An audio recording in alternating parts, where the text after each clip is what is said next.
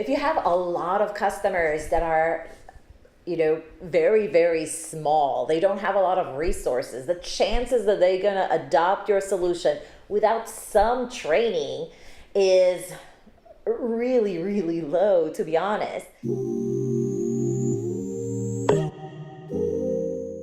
Hello, my customer success friends. 𝘧𝘪𝘳𝘠𝘕 here for CSM Practice, the customer success consulting firm. Should customer success managers provide training to new customers? Yes or no? Well, it really depends, If you have a lot of customers that are very, very small, they don't have a lot of resources, the chances that they're going to adopt your solution without some training is really, really low, to be honest.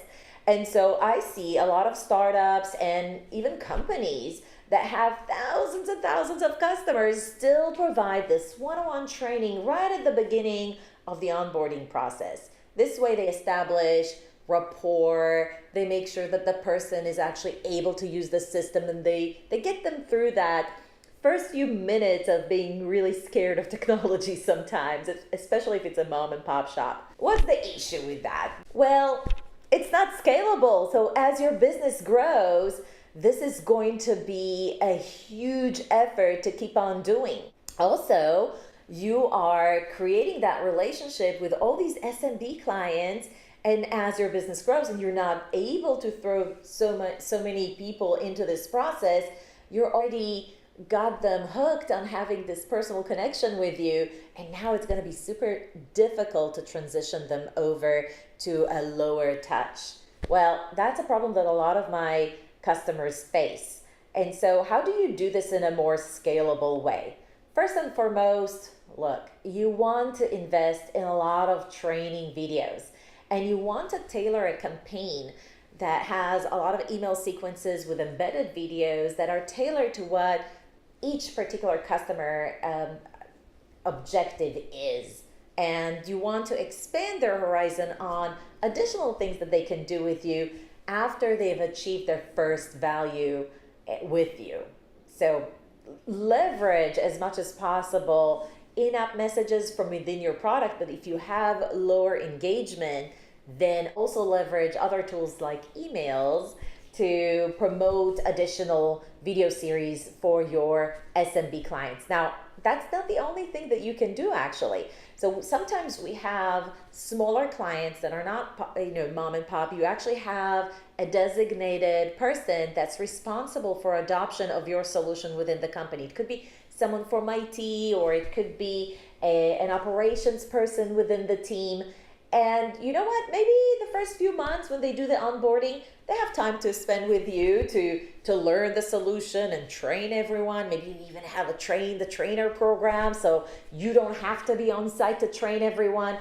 All fine and dandy. That's really great. However, what happens in year 2? What happens in year 3? You come up with all these new features, and you still need to show up with a train and trainer program for those, don't you think?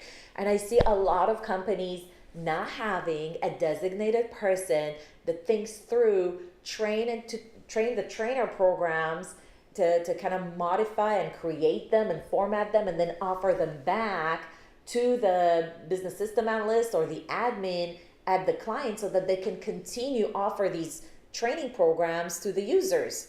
If you don't formulate train the trainer programs once or twice a year for your admins or your business system analyst at the client side to share with the rest of the users, you're missing out on a big adoption opportunity. And over time, you're really introducing the risk to lower usage as users gets replaced, as their business changes, creating risks for not being aware of specific features you might be reintroducing to the customers.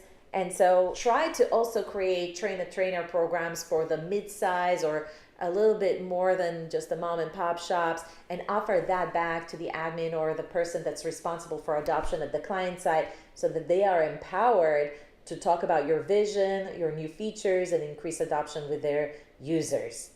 Hope this was helpful. If you have other questions about adoption playbooks, about engagements, about training, keep watching this YouTube channel. Go ahead and subscribe to our YouTube channel, subscribe to our newsletter, ask me anything in the comments below. I'd be happy to respond.